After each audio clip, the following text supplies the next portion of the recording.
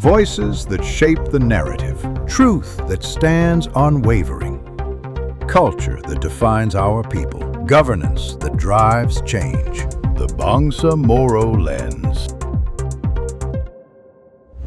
Assalamualaikum warahmatullahi wabarakatuh. So again, kasama niyo po ang inyong lingkod, Nords Maguindanao, Attorney Alex Sabaton. At syempre, ipapasa ko na para kay Attorney Alex kung sino yung magiging guest natin for this episode. But before that, madami tayong pag-uusapan. Pag-uusapan natin is about, syempre, yung plebisito during the time nung natanggal ang Sulu, yung pagkakagawa ng BARMM 11054, yung batas na yan, particularly yung batas na yan. And so how did we from transition from ARMM to BARMM at marami pang iba. Attorney Alex? Well, thank you, Nords. At again, magandang umaga, hapon, gabi sa Kung anong ating oras. kung anong oras man kayo nanonood. No? Ito po ang ating Bangsamoro Lens at kanina nabanggit po ni Nords na kumbaga may bibigyan natin ng legal context kasi nung doon sa naunang episode po namin, yung episode 1 and 2, kung maalala mo yan, Nords, diniscuss natin thoroughly yung historical context, no? Kumbaga doon sa kung sino ba yung Bangsamoro people, Yes, yan yung paano nag-umpisa yung revolusyon, doon sa usapin ng right to self-determination. Yan, dinaanan na natin yon. Pero ang kailangan natin siguro yung ating mga kababayan, this is an opportunity for them na mabigyan sila ng legal perspective o Yes. konteksto Oo. sa usaping legal. And we are very fortunate po ngayon dahil yung makakasama natin, Nords, hindi lang ito masasabi mong practicing lawyer. Yes. Aktivista rin ito, street parliamentarian. Mm-mm. And not only that, in so many occasions, nagiging resource person po siya dun sa mga congressional hearing, dun sa usapin nung, kung maalala mo yan, ang daming nangyaring postponement, Yes. nung election sa BARM, usapin ng transition, at ang pinaka-crucial dito, Nords, yung kanyang a number of appearances as petitioner, as one of the petitioners or one of the intervenors doon sa mga cases filed before the Supreme Court. So ibig sabihin po niyan, yung pong ating makakasama ngayon, hindi lang po ito batikang abogado, yung konteksto po ng kanyang pananaw sa Bangsamoro cause, and that makes him a critical voice in shaping the region's kumbaga history pagdating ng BARM. So muli, ang makakasama po natin ang ating kaibigan, si Attorney Algamar Latif. Magandang hapon po sa inyo lahat, sa mga lahat na nakikinig. At narito po tayo para dito sa BARM. Ayan, thank you. At ito nga po yung sinasabi natin, Lords, na malaking bagay para sa ating mga kababayan, even to us, na meron tayong ganitong platform, no, na masasabi natin na kung gusto mong malaman yung pinag-uugatan ng mga kumbaga usapin pagdating sa BARM or doon sa Bangsamoro people, meron silang pwedeng puntahan. Pero bago yan, tanungin muna natin si Alga kasi kung maalala mo yan, bago pa naging Bangsamoro Autonomous Region in Muslim Mindanao yan, meron tayong tinawag na Autonomous Region in Muslim Mindanao. Pero Attorney Alex, before that, alam natin, marami din sa ating mga kababayan ang gusto pa malaman or paano nakapasok si Attorney Alga on the terms of, yun nga, nabanggit mo kanina, yung right to self-determination, being an advocate lawyer to the Bangsamoro people. Kumbaga, a little bit of background. Well, ano po, si Algamar Latif is not a stranger sa RMM o kaya sa nga. BARM. Kaya suki na ng Senado, hindi suki lang ng yun. Kongreso. If you remember, he was the first chairperson nung Autonomous Region ni Muslim Mindanao Commission on Human Rights. Ayan. Okay. CHR. So, doon pa lang, masasabi mo na hindi po ito outsider. Ito po parang inside job. Sa akin nga, using my own term, he's one of the crafters of totoo the naman yan. BOL. So, Al, medyo bigyan mo kami ng perspective. Kasi baka mamaya yung legal, sabihin na chismis yung baka sinasabi mamaya natin. sabihin na, binobola lang natin yung mga kababayan natin dito. Mas okay lang sa kanya naman galing. Bali, sa BUL naman po, ang naging rule natin doon ay nung kinwestiyon ito sa Supreme Court, nag-intervene tayo. At kung titignan po natin, kasi ang palaging nasasabi, bakit may autonomous region ang mga Moro? Pero actually po, hindi po ito nag-start po sa Yan. 1987 Constitution. Kung matatandaan po natin, nagsimula po ito mga more than 100 years yung tinatawag natin Moro Province. Tapos na palitan ito ng Department of Mindanao and Sulu hanggang na-abolish. So may political powers po ito katulad ng ARMM at saka BARM. So ito pong ARMM po ay pangatlong organic law. Okay. Hindi po pang bago at saka sa Constitution na bago po yan. Kasi nung dumating ang Amerikano, meron na tayong Moro Province. Ang kapangyarihan niya ay mas makapangyarihan pa sa BARM ngayon. So dapat po natin tandaan nyo. Kasi maraming nagsasabi yung mga Moro, bakit meron pa kayong autonomy? Hindi po bago yung autonomy. Kasi nung panahon ng Amerikano, ang pamumuno ng Amerikano dito sa Pilipinas ay yung Moro ay separate siya na pinamumunuan at yung parte, except from na ibang lugar sa Pilipinas ay mga non-Moro. So yun po yung history niya. Ayun. Kung titingnan mo yung Nords, pangatlong kumbaga entity pala itong BARM, no? Kumbaga parang Ano siya, malalim. may progression. Malalim from talaga yung Moro pinanggalingan. Province Moro Province, and then naging Department of Mindanao. Archipelago. Okay. Nagkaroon tayo ng ARMM, nagkaroon tayo ng revision ng ARMM pagkatapos ng usapang kapayapaan with MNLF, nagkaroon tayo ng BARM pagkatapos ng Comprehensive Agreement on Bangsamoro. So 5 pong organic laws po yan. Talaga.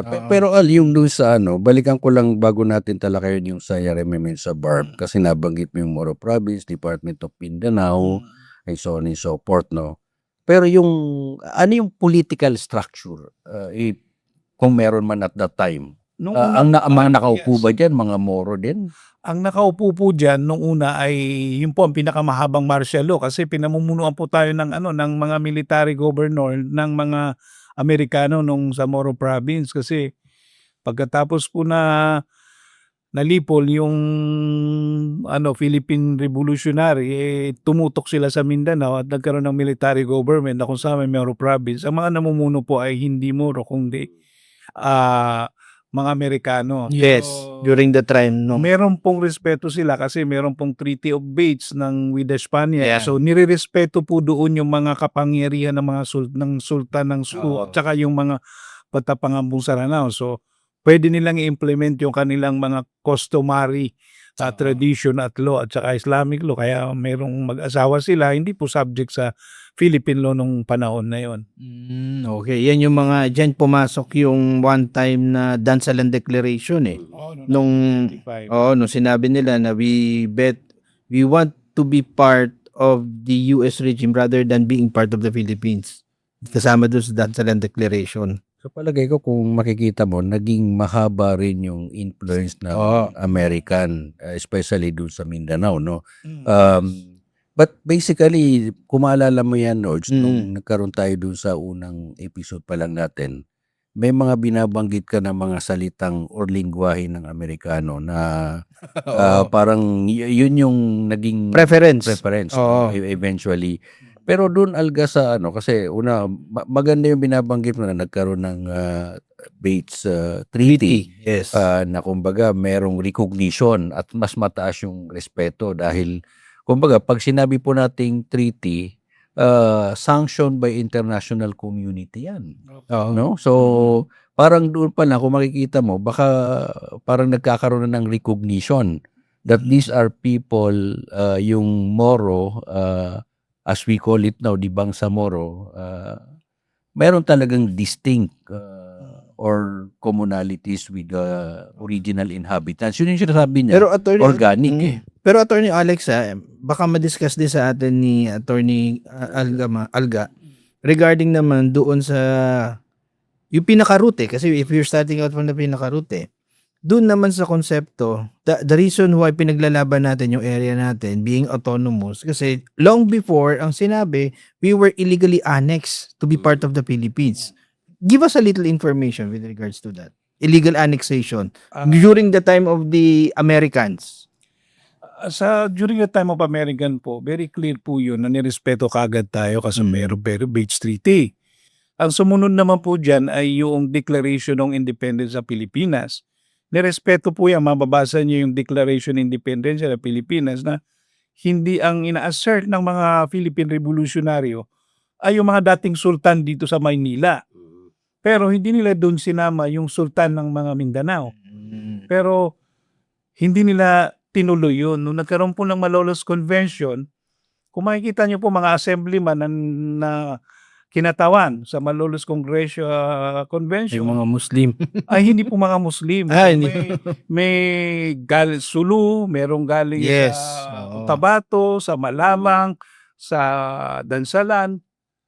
Ang mga representative po nito ay mga abogado dito sa Maynila. Meron Parang sa ginawa na lang nila proxy, no? Or para lang masabing siguro They represent those may people in representation, Mindanao. but basically hindi naman organically galing sa Mindanao mismo. Yung po yung pinakaunang act of sinasabi natin annexation. Kasi hindi naman sila representante, hindi sila Moro, hindi sila representante na Moro. Tapos nilalagay nila doon na representative sila na Moro at nilagay doon sa Constitution ng Malolos Constitution. So yun ang pinakaunang act.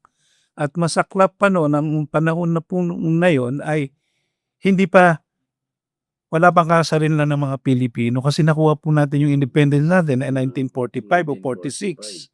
Pero ganito, Al, kasi kung makikita mo yan, doon sa usaping legal, no, nagkaroon ng Mindanao, Department of Mindanao, may mga series of declaration, even treaties, and then nagkaroon ng Malolos Convention, and then umakyat tayo doon sa 1973, 73 Constitution ba yun? Is 87 Constitution pa to.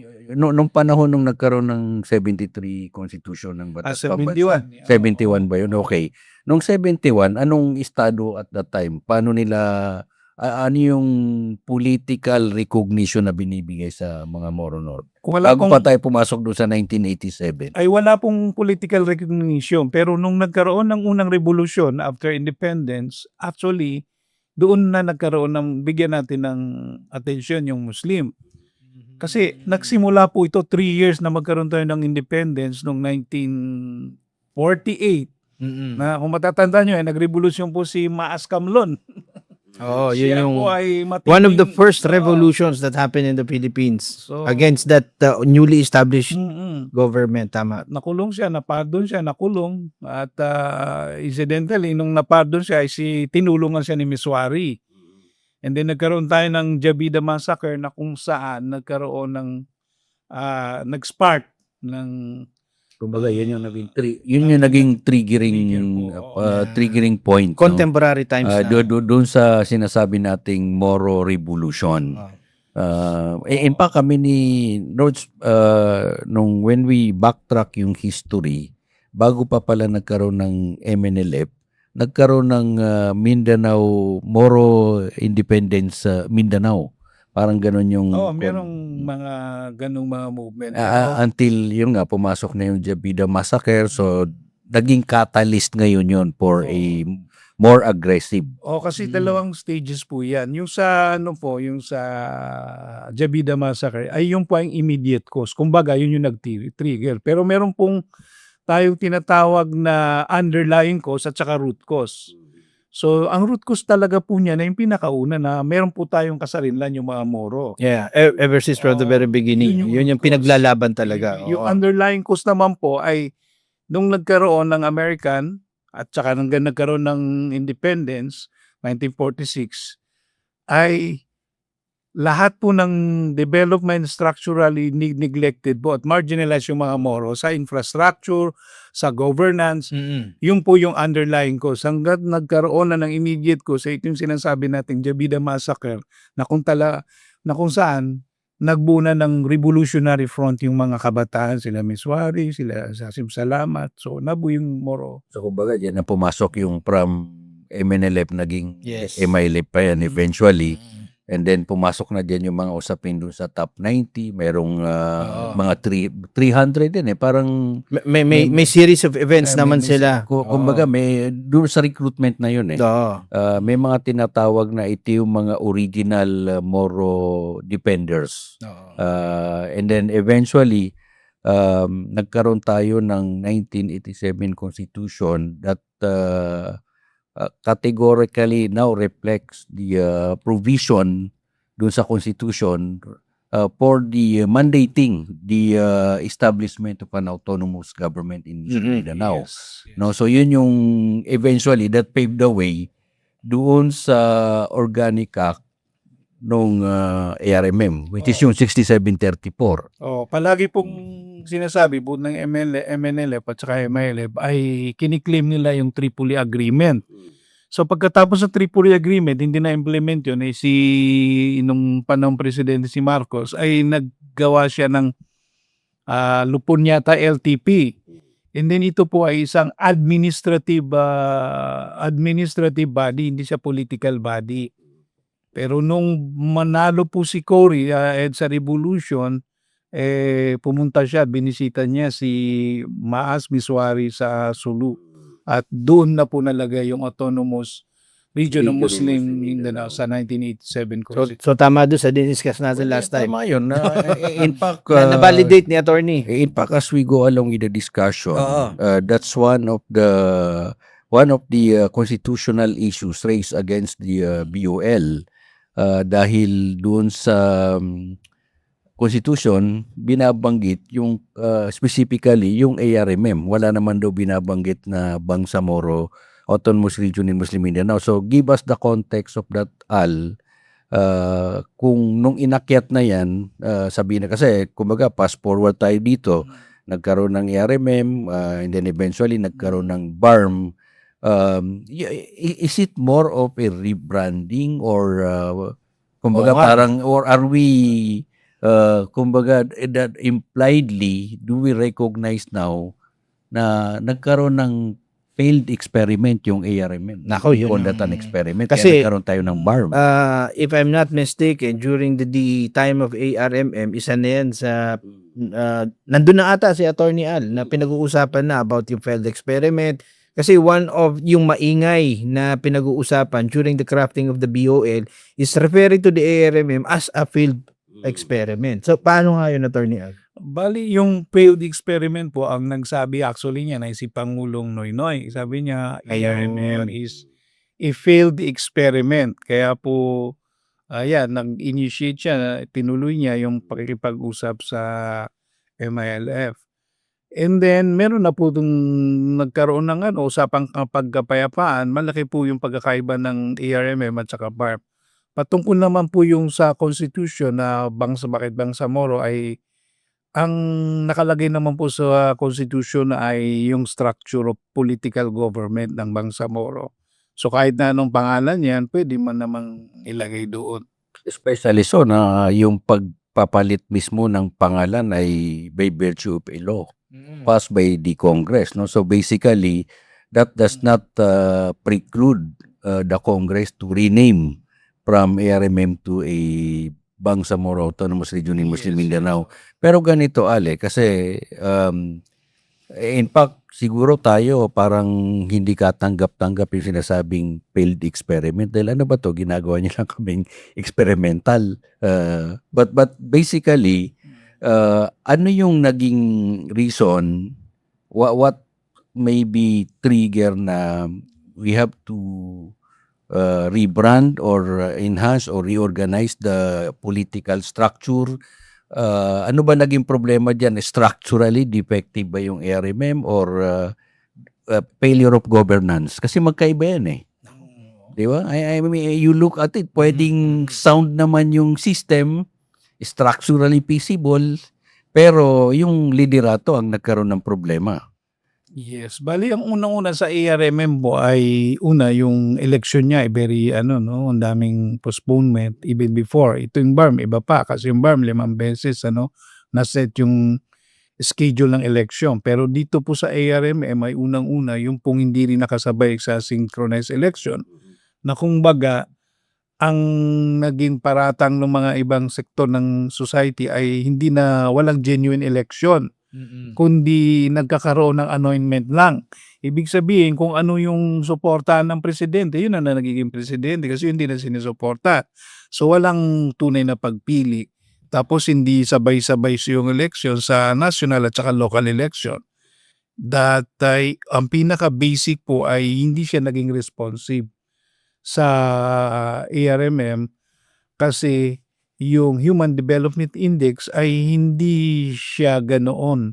I mean, kumbaga kung makikita mo sa economic indicators, Human Development Index, siya po ay hindi nasa Masyadong backward. mababa sa development, yung sa education, yung sa poverty incidence, so yun po. So kung bakit hindi nakabuti yung ARMM. So yun ang sinasabi ni Pinoy nung panahon na yun.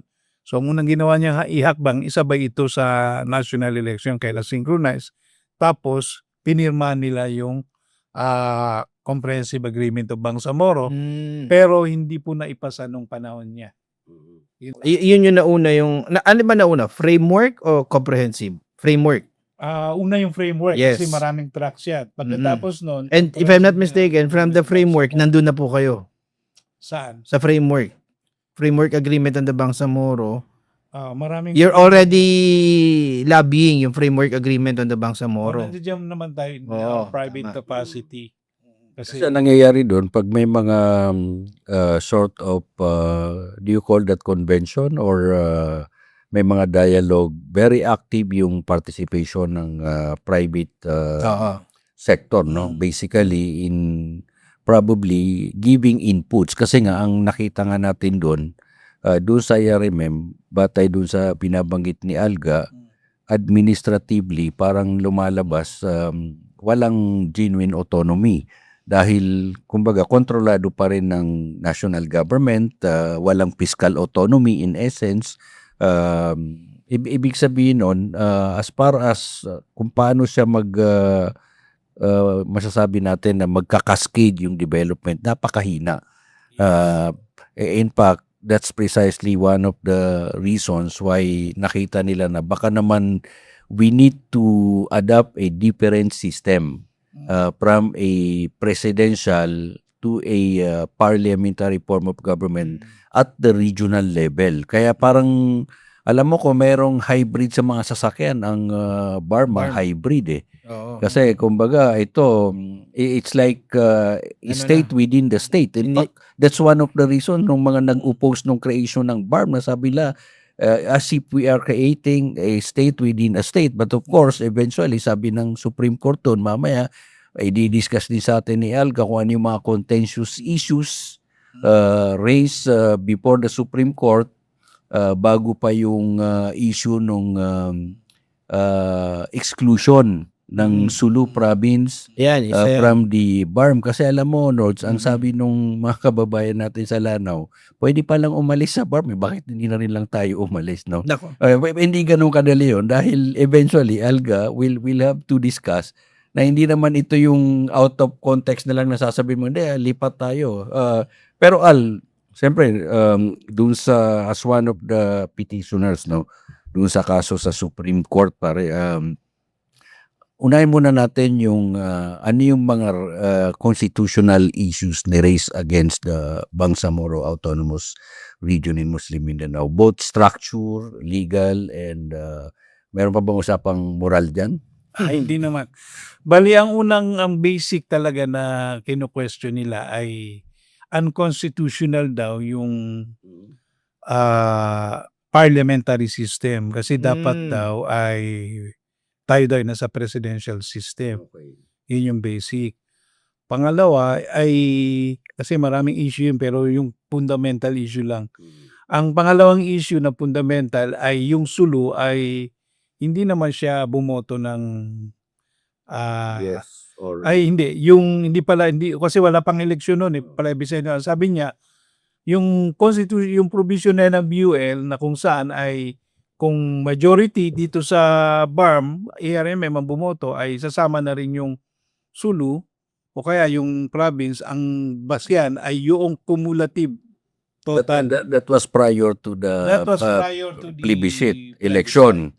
At doon lalabas eventually, Norge, yung tinatawag nilang regional aggregates votes jury. Na ibig sabihin, yung binabanggit ni Algan, ang tinitingnan, yung cumulative votes of the entire region. So, well, kumbaga, history tells us that Sulu voted no Yes, during tama the yun, plebiscite. So, eventually, that provides them the legal ground now. Kasi kung titingnan mo, dalawa yun. Sinasabi na ang posisyon ng BARM, hindi kasama kayo because majority nanalo, yes eh. And then here comes Sulu, sinabi nila na, no, you have to respect the sentiment of the people of Sulu that we do not want to be part of BARM. Which eventually, kumbaga, ang ginawa ng Supreme Court doon, sided with that kind of proposition. So, anong naging implication ngayon nun? Yun yung pagkatanggal ng Sulu sa BARM. Bali, actually, even before na magkaroon pa ng pag-draft ng law, kasi nandoon po ako sa dito sa malapit dito sa may New World Hotel ba yun? Ay hindi, dito sa Regent, dito sa may Galleria, yung hotel dyan. Na kung saan nilagay yung provision nung nagkaroon ng bicameral conference na alam na nung mga Bangsamoro Transition Commission at alam na rin yung BICAM na mare-reject yan sa plebiscite sa Sulu. So ina-anticipate talaga yon. Yung wording talagang doon talaga nakatoka sa Sulu. Yung kinwestiyon nga nung naging batas na yon. And then nagkaroon ng, ang sabi ng Supreme Court, hindi pwedeng pilitin mo yung probinsya na sumama na Ayaw naman nila na Pero sa amin naman, kasi kasama ko doon sa petitioner, ang naging tama po yung decision ng Supreme Court doon kung itong BARM na to ay new creation ng autonomous region. Ang theory namin ay hindi siya new creation, nirevise lang yung ARMM. So kung nirevise lang yung ARMM, sumama na sila mula nung una Mula pa, nung una pa. 1992. Okay. So hindi na nila kailangan sabing pag nagno ka rito, ang ninohan mo ay yung revision ng batas. Hindi mo nino yung pagiging membro mo sa BARM. Pero ang tanong ko diyan, Al, kasi maganda yung pinupunto mo doon na una, geographically, Hindi talaga Sulu pwedeng mawala. was part of the original provinces that comprise ARMM, di ba? So Yes. dapat parang ang sinasabi niyo doon, hindi na dapat kasama yun doon sa issue. Dapat settled na yung geographical units that make the ARMM or the BARM itself, no? Kaya lang, pero wala bang categorical talaga na ganun? So parang lumalabas, ininterpret na lang ng Supreme Court yun. Ang sabi ng Supreme Court, creation siya. Ibig sabihin, bagong created. Ako, I would agree with your proposition na hindi naman ito new creation. Yun yung theory namin. Parang ang punto natin dito, of course, they are being asked insofar as the conversion ng ARMM into BARM and providing a change of form of government. But was there a specific question in the plebiscite that provides an option for any provinces at the time To opt out. to vote or whether they want to be retained or not? Merong question doon. Pero ito yung mga bagong ito yung mga bagong sasama. Pero yung kasama SGA, na, yung mga ganon. So parang ang magiging punto mo doon, hindi na dapat in-apply yung ganong question doon sa mga bago. original kasi sumama Tapos na sila. itatanong mo lang yan doon sa mga bagong ipapasok if they opt to join. Yung special geographic So area. parang ang mangyayari doon, meron kang dalawang categories na halimbawa kung ikaw original, ito lang yung tanong na you will have to answer, no? Hindi itong part na gusto nyo bang sumali dahil kasali na kayo eh. Hindi yun yung tanong. Ang tanong sa lahat ng mga membro dati ay pabor ka ba dito sa batas na to? Yes. Yes, hindi yung nakatanong exclusion. Sasali ka ba Oo. sa BARM o Hindi hindi? yung tanong. Hindi yung tanong. So, ang ang sinagot ng mga tao ay sa Sulu, karamihan sa BARM ay okay sa kanila yung batas 11057. Sa Sulu naman hindi sa kanila okay. So kung di sa'yo okay, hindi yung batas ang mag-a-apply. Okay. Kasi ang pinag-uusapan diyan hindi creation hindi rin exclusion Pero palagi Kung ko, sang-ayon. hindi ba nagkaroon ng lack of foresight on the part of the framers of that Bangsamoro Organic Law na nagkaroon ng ganong parang gray area Sana siguro kung in-spell out na, ito, dun pa lang sa mga bicameral conference, na ito lang yung, this is how the vote will be made, no? Mayroong parte na dun sa mga bagong papasok at dito naman sa 5 na to, dapat settled na sila na wala na kayo dyan. Kumbaga, stop na kayo Pero walang why, hindi nangyari yun because eventually the Supreme Court said in the ruling na hindi nyo pwedeng impose. Yung regional vote is separate to the provincial vote because these are separate and distinct political entity. Yun yung ginamit na term. So consent must be secured. Kaya lang, babalik ka na naman dun sa proposition mo, Al, na kasi dapat hindi naman ito new creation Pero so parang ano yan ang usapan dito, alin ba nauna, yung manok o yung itlog? on layman's, kami na ika nga, hindi naman masyado nakakaintindi na batas, ano yung mga batas na pinag-uusapan.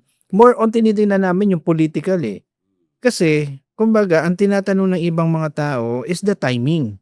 Because during that time, or during that mga oras na yon, mainit yung mga political creations of those parties who would be joining BRMM. And then nagkataon, doon sa declaration ni Governor ng Sulu, Governor Sakurtan, that he would be running, doon pumasok yung intervention ng Supreme Court na hindi kasali yung Sulu. May nakikita ba tayo na political motivated yung pagkatanggal o kaya someone who did it? I mean, it's a hard topic to spell out, but I think we could discuss. Yung barely lang. Okay, so sa akin yung speculative, baka magalit sa akin yung Supreme Court, Ganito yun. Yung kaso na yun, natatandaan ko ba, final namin yun 2019. January 13 yata, 2019. Final nila yung kaso kasi mas nahuli kami. Final nila October nila Governor Sakur. Nagkaroon ng decision 3 weeks before the filing of Certificate of Candidacy. Yun ang tanong ng maraming tao. Bakit ganon na mag-e-election tapos bakit ganito na dinesisyonan nyo itong tanggal sa Sulu? Pero ang sa akin din yan, kumbaga for academic discussion lang naman dahil kumbaga settled na ito Kumbaga binabalikan lang natin yung yun lang, mga political implication. Kasi kung ganun din ang proposition, Al, na ang position at that time ni Sakur ni Governor Sakurtan was to join in running as one of the candidates in the Bangsamoro parliamentary government. In the first place, parang on the other hand, may question ka sa Supreme Court. Naalam nila. Naalam mo naman. Dahil sila pa yung nagbasa. Ikaw nga nag-file niyan Tapos eventually, here you are, you want to join in the political exercise. Yun talaga yung so intriguing. Parang may inconsistency on the position, no? Plus the timing itself. Dahil siguro nakita nila na at that time kasi alam naman natin na of course favored yung MILF because sila naman talaga yung offshoot ito ng mga series of talks, no? From Pinoy time up to the time of then President Duterte. So basically, it was in 2019 yata na pirmahan yung comprehensive Bangsamoro agreement on Bangsamoro, no? which eventually leads to the Bangsamoro Organic Law. And then nagkaroon tayo ng shifting of form of government from a presidential to parliamentary. In fact, nagkaroon tayo ng Bangsamoro Transition Authority.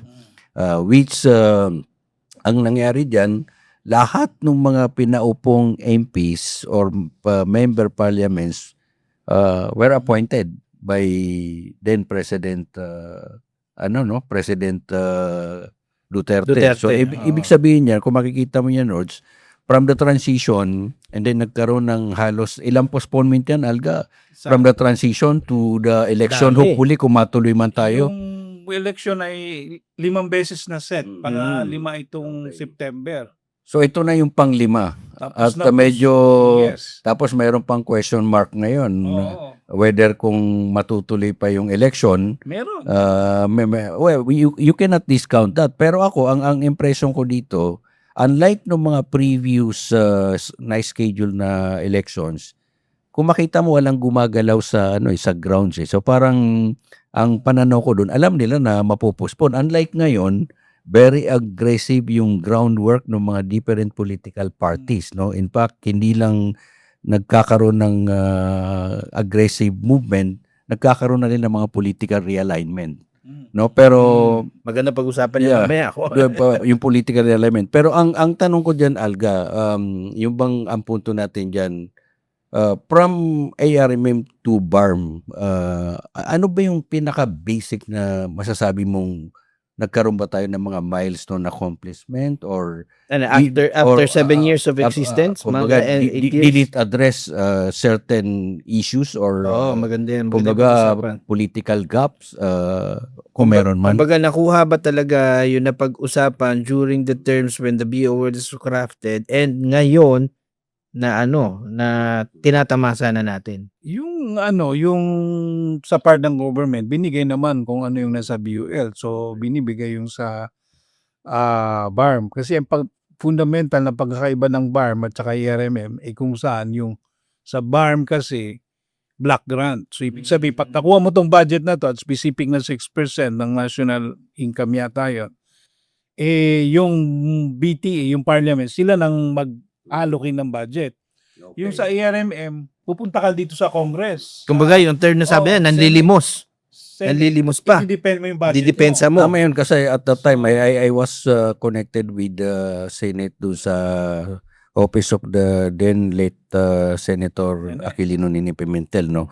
Tama yung binabanggit ni Alga Nords na parang yung ARMM at that time is similar to other national government agency na nagsasubmit yan sila ng budget proposal. GOCC nga daw. So nangyayari doon, naka-specify kung saan magkano at saan gagamitin. Unlike ngayon na parang binibigay na halimbawa, sabihin na natin 100 billion man yan. And then merong fiscal autonomy ngayon yung BTA in appropriating said fund. So malaking bagay yun. Kasi kumbaga kung tutusin doon, makikita mo ngayon kung saan dapat magkaroon ka ng mas malaking budget infusion to accelerate economic growth. Pero karamihan ng tanong ng mga kababayan natin, mauubos ba talaga yung block grant? Yun yung malaking tanong doon. Kasi may sinasabi nga sila na be careful of what you wish for it may come true. So nagkatotoo nga. So ano ngayon yung budget? Nila, walang absorptive capacity ang BARM. Kasi kung titignan mo, hindi ko lang alam ngayon, pero nung mga ibang panahon, for instance, 2023. Yung budget ng 2023, ng year na yon, budget niya ay 2023 appropriation. Umaandam din yung 2022 appropriation. Umaandam din yung 2021 appropriation. Bakit? Dahil hindi yun na-utilize nung mga panahon na sila. Pero kung tutusin, maganda yun kasi meron kang continuity ng funding. Pero ang problema lang kamo, hindi nagagamit. Underspending. May underspending ba o hindi nila nagagamit kasi wala silang kapasidad na gagamitin. Pero ito, meron akong nakikita kung bakit nagkakaganyan. At fundamental flaw ng governance ng BARM ay ganito. Ginagawa ng BARM ay tinitreat niya sarili niya na isa siyang local government. Sa local government, province at saka municipality barangay. Hindi nila, kung nakikita mo yung national government hindi naman nakikilala niya sa city, sa province, nagbibigay lang yan ng mga budget. Ang dapat na ginawa ng BARM, yung mga programming nila, ay ibigay doon sa LGUs na nangangailangan, and then i-monitor nila. Pero hindi nangyayari yun. Konti lang nangyayari, pero hindi ganon yung policy. Dapat yun ang policy na kami ay sa BARM. So, ito, kayo, I see, probinsya, okay. Marawi, o kaya Tugaya, ano yung kailangan nyo dyan? Ito yung budget na kailangan nyo, pero i-monitor namin kayo. Kasi, bakit? Hindi ko naman alam sa BARM kung anong problema ng Marawi, kung anong problema sila yung nakakaalam yung mga tao doon. So, magiging responsive. So, ang nangyayari, minsan na yung mga LGU, mga mayor, municipal, nasusurprise sila na may activity na doon sa kanilang mga munisipyo na hindi rin pinaalam sa kanila. So, ano to mga to? So, walang alignment ng programming at saka paano i-deliver yung services. Dahil doon na LGU mentality yung BARM. Pasensya na po. Pero ang tingin ko doon, that what makes the quality dapat ng mga nakaupo diyan, because dapat napursi nila yung ganun eh. I mean, at the end of the day, as far as the national government is concerned, ibinibigay naman ng national government yung kumbaga what's due for BARM. Whether itong block grant na to na utilize according to the priorities ng mga LGUs under the BARM, judgment call nyo na yan, di ba? So ang problema nga binabagit ni Alga, hindi gano'n ang direksyon. So palagay ko ito rin yung magandang mangyayari dahil unlike nung mga nakaupo ngayon na practically these are all appointed by the president, parang sort of parang may kulang sa mandato eh. Because at the end of the day, you still have to toe the line kung ano yung gusto rin ng national government. I mean, they can set priorities. Unlike kung masasabi mong may mandato ka dyan, Nords, na ibang usapan na yan dahil lalo na't binabanggit mo rin, Alga, na yung mga sakaling kumatuloy man yung election, ay napakahaba ng termino nila dahil kamo 4 na taon.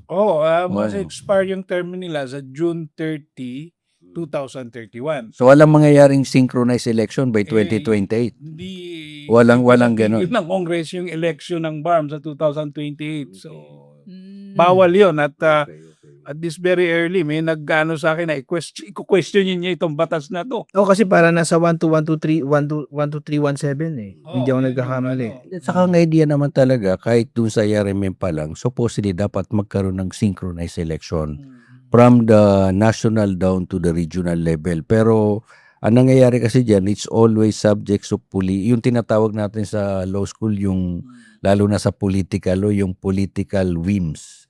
And normally, ang nangyayari dyan doon sa postponement, talaga, that's a political decision eh.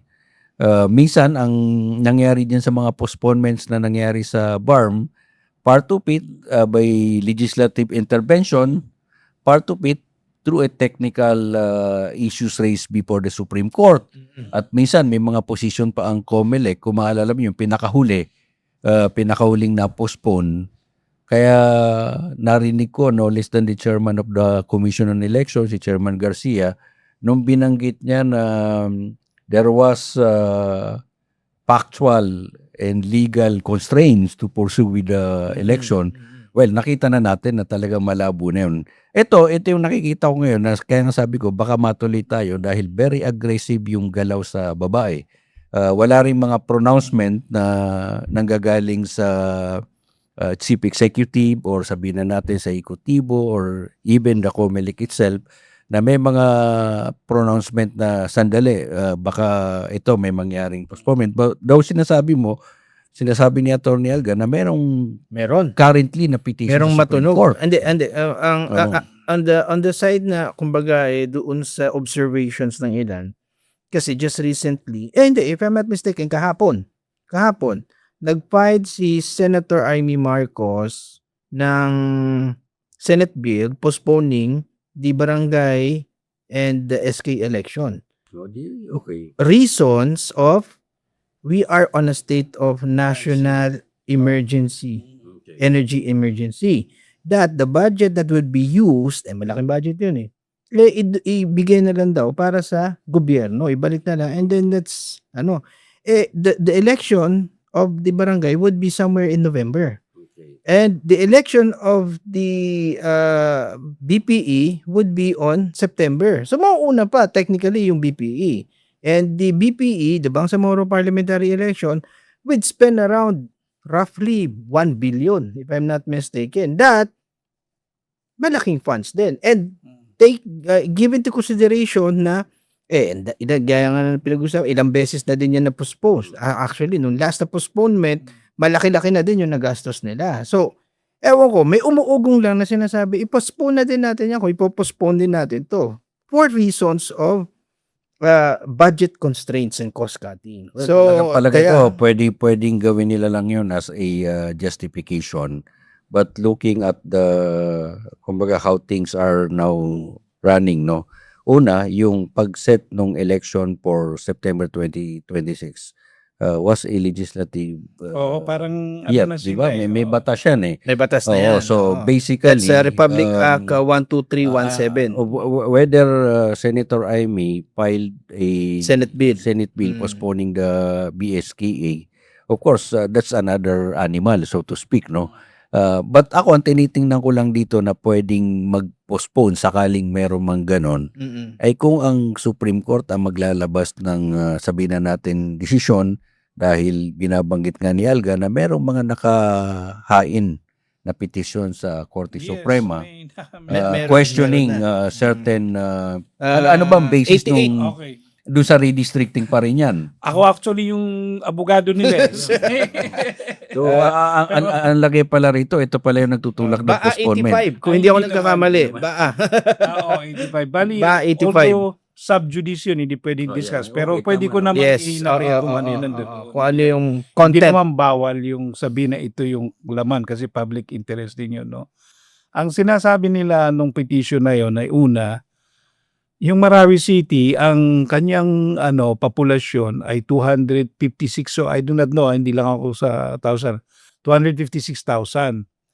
Isa lang ang legislative district niya. Pero yung special geographical areas, ang populasyon ay 211,000.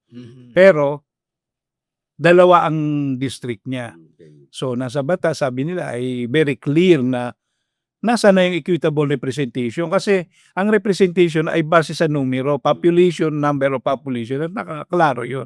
So yun yung unang nila, nilagay nila doon. Pangalawa, yung sa Taguluan ay magkaano yung nila, ay yung Kapay pala ay nilagay doon sa hindi adjacent. Yun yung sabi nila gerrymandering. Gerrymandering kasi pangalawa na yan. So, yun yung mga issue. So, may mga issue pa silang nilagay doon na kung saan ang pag hindi nagkaroon ang sabi nila, ayaw namin mapospone yung election. Pero sabi nilang gano'n na kung tutuloy yung election ay i-distort naman yung representation sa parliament na kung saan isa lang ang boses namin doon kumpara doon sa maliit na populasyon na dalawa, hindi makatarungan yun. Yun ang sinasabi lang naman nila. Okay. So, well, basically, pag gano'n ng, of course, sabi mo nga, sub-judice, hindi natin pwede pag-usapan yung merito ng kaso na yan. Baka mamaya ma-indirect contempt tayo ng Supreme Court yan. But basically, ganito yung punto natin dyan. Ako, Nords, tinitingnan ko, siyempre nakalimang postponement na po tayo.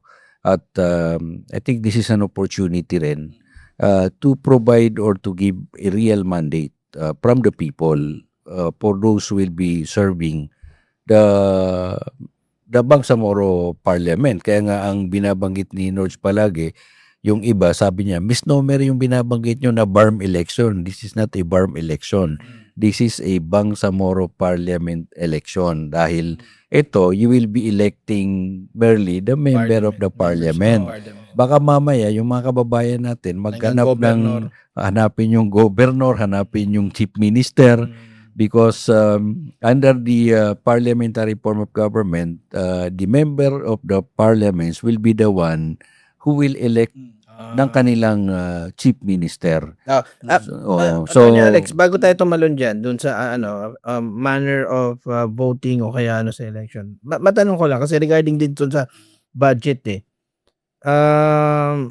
the Bangsamoro government will be adding a 500 million to the budget of the COMELEC. Ngayon, may ilan na nagsasabi, teka, bawal yan. Kasi State rin yata nagsabi no ano ba ang lagay nun, Attorney Alex? Okay. Pwede ba yun? Hindi pwede? Okay, bago ko sagutin yon, ang hinihiling pala ng mga petitioners ay yung BAA 54, 58 yata. 54, yung dating Yung dati, pinakaunang district. yung Bangsamoro ang Electoral gamitin. Code. Oo, yun ang gamitin. Okay. So patungkol naman dyan sa 500 million, unfortunately, kasama po yun sa petition. Ayun. Na, pero pwede kong ilahad kung anong sinabi nila doon. Ang sabi nila, bawal daw yung Bangsamoro government na To maglaan infuse. ng pera sa COMELEC kasi napakaklaro daw yung constitution ang sabi niya kapag regular, kahit na anong eleksyon sa Pilipinas, ang nagbabudget noon ay necessary budget, ang sabi ng constitution, ay ang Kongreso. Pero intertwine ba yung issue na yan dun sa petition for postponement? Hindi sila ang pinipetition lang nila, bigay yung karapatan. Dalawa po yung batas na kino-question nila, yung 88 at saka 86. Yung 88, Consolidated into one petition yan. Yung isang new petition na districting law. at saka Kaya, okay. yung So, consolidated electoral yung petition. electoral code. Ang panangalawang kino-question din nila doon, yung mga deemed resign. Okay. Pag-file ka ng candidacy, Sinagot na, hindi daw ang nakalagay doon, hindi daw magre-resign kapag pero lahat ng buo sa Pilipinas, except pag posisyon ng president, ay magre-resign ka kapag nag-file ka ng candidacy. I see. Pero siguro ang pwedeng justification doon, this is a transition body. So the moment na in-apply mo yung principle of deemed resign, then the president will have to appoint a new set of members na naman for how many months lang. So parang magiging chaotic. Ang sabi naman nila, at disadvantage yun sa mga May pros and cons yun. Dahil of course, disadvantage yun sa mga nakalaban sa politika. Kasi ang disadvantage mo naman doon, parang you are fighting with the incumbent. Meron tayong tinatawag na equity of incumbent under the rule, no? So, siyempre, of course, kung ikaw naman nakaupo ka dyan, you can use or utilize all your resources. So, kaya lang ako tinitingnan ko doon yung practicality rin Kasi halimbawa, sabihin na natin pinag-file mo sila ngayon, how many months lang. Palagi ko wala rin sila matatapos for the very short period of time Though of course, alam natin na may disadvantages yun and advantages, but siguro we have to weigh in what would best work for the setup. Considering na ito naman, transition lang. Whether gagamitin nila yon to kumbaga as a means to exert undue influence kumbaga konsensya na nila yon. Depende kung may konsensya yon. Pangatlo pa lang kinu-question nila ay yung amendment ng electoral code daw ay kini-require nila lahat ng accredited at registered political parties na mag-register uli. So kahit na kunya kasi ang binago lang sa electoral is matungkol dun sa electoral code dun sa political party ay from 10,000 ginawa yung threshold. 10%. Bakit yung mga ibang nakarehistro na 10,000 na-meet na niya yung 10,000, bakit kailangan mag-rehistro ulit? Dapat exempted lahat yung nakaregister. Hindi yung kasama. Kaya ngayon, makikita nyo, kawan ko lang kung naglabas na ngayong araw na ito, yung COMELEC, na ma-rehistro yung UBGP. So, biro mo, yung yan po yung political party ng MILF, nakapirma na usapan ng pagkapayapaan, kinumbinsi na mag-transform into revolutionary armed group into political armed group at ngayon hindi mag-participate sa election. Sila pa yung mismo. Saan ba nila gusto mag-participate? Kumbaga, palagay ko, that would be the irony of the situation. Yes. Ako, ang pinapaabot natin is yung talagang nararamdaman natin na pinapadala ng masa. Gaya nga na sinabi ni Attorney Agga. Ang problema dyan, if the UBGP would not be accredited as a political party for the Bangsamoro parliamentary election, given that they were the one who spearheaded na magkaroon talaga nung entity ng BARM, ganito, ganyan. And posing the reminder of the chairman, we remain as a revolutionary group. Yun yung sinabi niya, we remain as a revolutionary group. Paano kung bumalik sila? Pag hindi sila nakapasok, so another na naman ba? I mean, we do not want to preempt, pero baka dumating tayo sa puntong maging ganun ulit. Totoo naman. Well, ang pinaka malinaw dyan is that you cannot, kumbaga ako lang, you cannot disenfranchise UBGP being a political arm of the MILF, considering na offshoot nga ng kanilang effort yung Bangsamoro Organic Law. At pag nangyari yan yung iconic irony. No? Yes. Well, It will be embedded in the history. yeah. So anyway, Nords Al, no, halos na rin tayo. At least may mga susunod pa tayong episode para mas palalimin pa natin yung usapin, no. In fact, we hope that in the next episode natin, pag nabigyan po tayo ng pagkakataon, we will be inviting at least one from the COMELEC, no, to give us clarificatory dun sa calendar of activities ng COMELEC, para masundan natin yan. Of course, palagay ko naman hindi tayo pwede mag-invite ng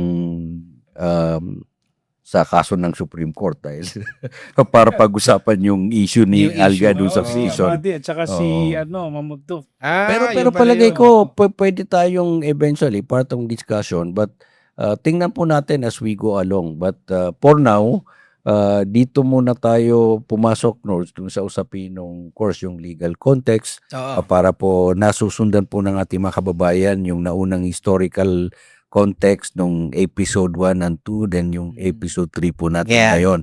Pinag-usapan naman natin yung legal context. So, Nords, yung ating mga parting statement with the guest. I'm very entitled right now having you, two great gentlemen, sa talaga nauna on the purposes of the Bangsamoro, forwarding the right to self-determination. Kasi every Bangsamoro is yun nakalagay sa puso niya, the right to self-determination, coming from the opening statement of Attorney Alga, na yun pala, dami pa ng pinagmulan, the Moro province, and then before that pa, di ba? So again, likewise, abangan nyo po yung iba pang pag-uusapan natin dito on the legal context and other issues patungkol up until we arrive on the Bangsamoro and yung mga political parties naman. Yan na yung isa na naman na pag-uusapan natin. Well, Al, your parting statement sa ating mga kababayan, na we hope na hindi ito yung una at huli. Salamat. Yun po yung BARM, sa atin po yan, at sana po yung pinaka-importante lang naman po ay yung mga tao, makapili sila ng kanilang mga pinuno sa parliament at maibigay sa kanila yung karapatan nila at makapili ng maraming mga kandidato. I mean, yung access sa office. Mas maraming kandidato, mas maraming pagpipilian. So, sana po matuloy yung election sa September 14. Well, basically, ang sa amin po dito sa Bangsamoro Lens, naniniwala pa rin tayo na isa itong hamon sa ating rehiyon na matuloy yung election para magkaroon po tulad ng ating nabanggit na real mandate from the people. And of course, alam natin hindi naman perfecto yung BARM, no? But essentially, nagkakaroon tayo nung progression ng mga development. And this is a continuing experiment. We call it experiment. At with that, ako po si Attorney Alex Abaton sa Bangsamoro Lens. At Nords Maguindanao, at pinapasalamatan natin. Si Algamar Latip. At muli, maraming salamat po sa patuloy na pagtutok sa ating programa. They can follow us sa Facebook, sa YouTube, sa ating Spotify, Instagram, at sa TikTok. No? So, nandyan po kami. Marami. So, kung meron kayong mga suggestion, makipag-ugnayan lang po kayo sa amin. At muli, magandang umaga po, magandang gabi, at magandang tanghali po sa kanilang lahat.